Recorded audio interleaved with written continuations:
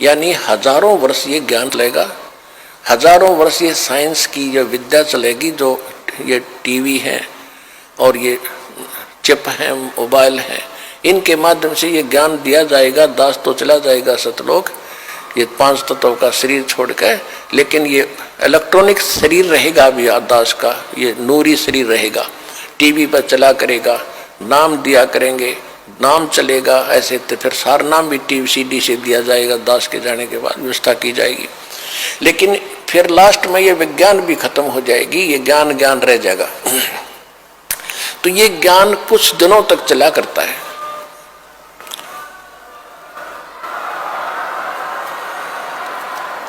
तो ये ज्ञान फिर बहुत दिनों तक सुख का सांस लेगा परमात्मा के बच्चे।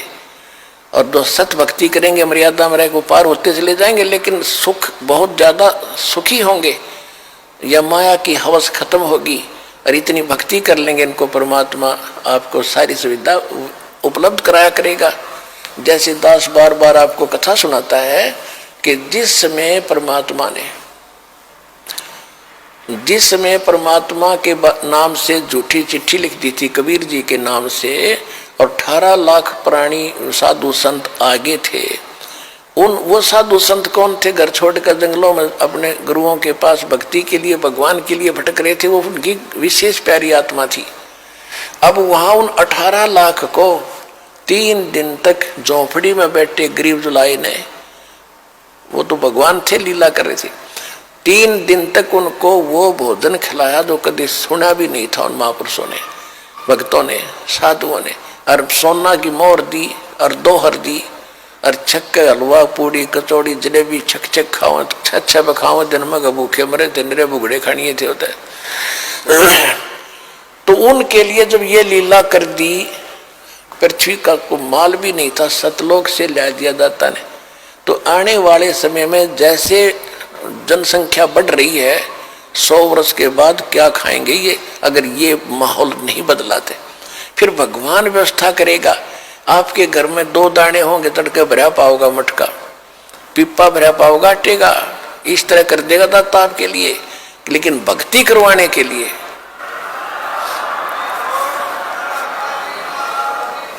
ये उनकी करेगा जो भक्ति करेंगे, और जो बकवाद चाहोगे वो अपना करते रहियो। ठीक है, जिस आप भक्ति भजन करेंगे उनका लाभ मिल जाएगा, लेकिन वो उसमें से खड़ी रह जाएंगे। तो इसलिए फिर गोरखनाथ जी ने परमात्मा के चरणों में मत्था टेका, उनके शिष्य बने। अब देखो कितनी बढ़िया धोखा होता हमारे साथ। अब जो इस भक्ति को करके और पार हुए नहीं, देख कितना बड़ा बखेड़ा होगा उनकी जान में। कोई तो जाएगा, जैसे पूरी साधना करते हो आप, प्रथम मंत्र में गणेश जी का, विष्णु जी, लक्ष्मी का, ब्रह्मा जी, सावित्री जी का, शंकर भगवान, पार्वती का, दुर्गा जी के, ये सब नाम जाप करते हो।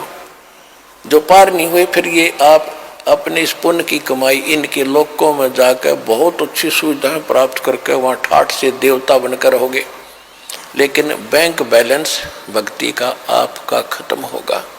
जब वहां से खत्म हो गए, फिर ओम नाम का जाप जो सतनाम के साथ आपने जाप किया वो ब्रह्म का बन जाता है।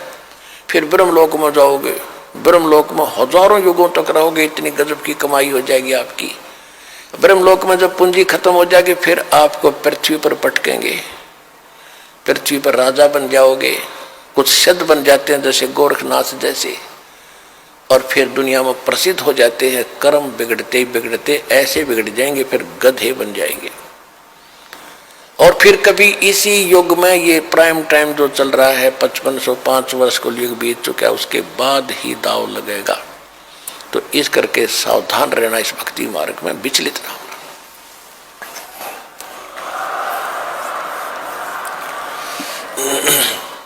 अब क्या है कि परमात्मा आए थे, ऐसे ही लीला किया करते थे। जिस समय गोरखनाथ हार गया और परमात्मा की लीला हुई, गोरखनाथ ने चरण पकड़ लिए, लाखों कई हजारों की संख्या में गोरखनाथ वाले और वैष्णव पंथ वाले परमात्मा कबीर जी के शिष्य हुए।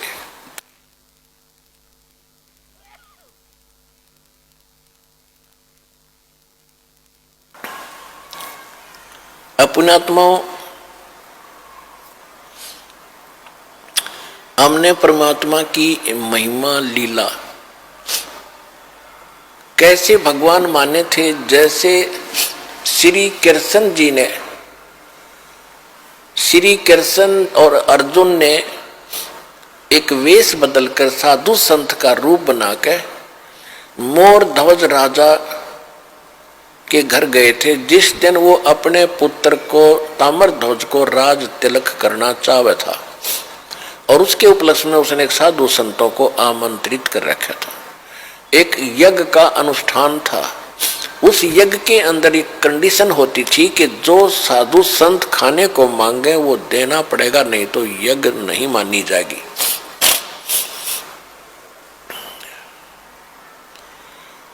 तो ये दोनों चले गए। अर्जुन के मन में एक दोष आ गया था।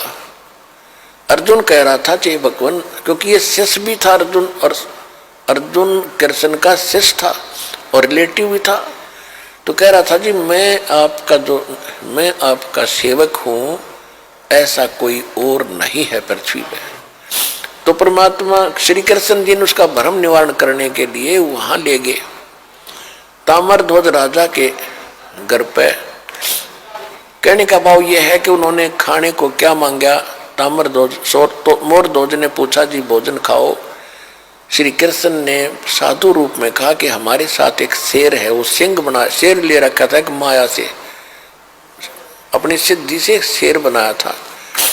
और पुण्यात्माओं कहते हैं रामकृष्ण सतगुरु सहजादे ये परमात्मा की पुण्यात्मा है। कृष्ण और राम ये इसी समय भक्ति करके ये रह गए थे अनजान, और ये बन ठगे काल के ये पुण्यात्माओं में से इनको जन्म दे दिया। अब इनकी रक्षा भी भगवान ही करता है। जब श्री कृष्ण जी ने वो माया रूपी शेर बनाया तो परमात्मा स्वयं आगे शेर रूप धारण करके कि इनकी काम बिगड़ेगा और ये गलती करेंगे और ये बेइज्जती होगी भगवान की, मेरी होगी। तो वहां जाकर उन्होंने क्या किया कि राजा ने पूछा जी क्या खाओगे भोजन। कृष्ण जी बोले कि पहले मेरे शेर को खिलाओ, फिर मैं बाद में खाया करूं। और मेरा शेर मांस बकरे का नहीं खाएगा, पशु का नहीं खाता, ये मनुष्य का खाता है, नरभक्षी है।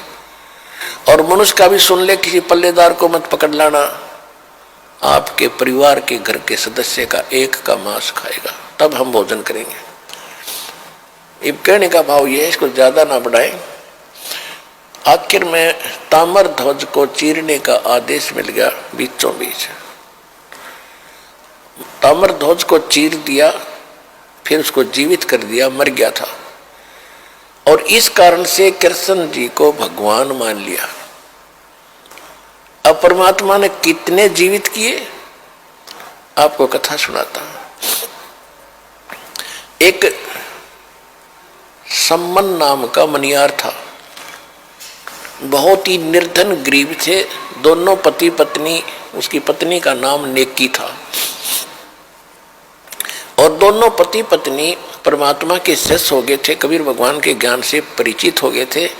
एक उनका लड़का था 10-12 वर्ष का, उसका नाम सेऊ था। सेऊ, शिव कहते हैं उसे, सेऊ कहा करते उसको। तो तीनों के तीनों भगवान के ज्ञान में खूब रंगे हुए थे, और जहां भी वो जाते थे सम्मन और नेकी पति पत्नी चूड़ियां पहनाने के लिए गांव नगर में, तो वहां परमात्मा कबीर जी की चर्चा करया करते थे कि हमारे गुरु जी इतने सक्षम है, हमारे गुरु जी इतने सक्षम है। ऐसे सिकंदर लोधी की जलन का रोग ठीक कर दिया, एक गऊ काट दी थी सिकंदर लोधी ने, वो जीवित कर दी। तो औरतें सुनती थी लेकिन मन में दोष रखती थी कि ये बेकार रखे गरीब आदमी, ऐसे कभी हो सकता है? अगर ऐसा होता तो ये होता वो होता, मतलब मन में अंदर दोष रखती थी, सुन अवश्य लेती थी। एक दिन क्या हुआ कि कबीर परमात्मा जी उनके घर चले गए अचानक।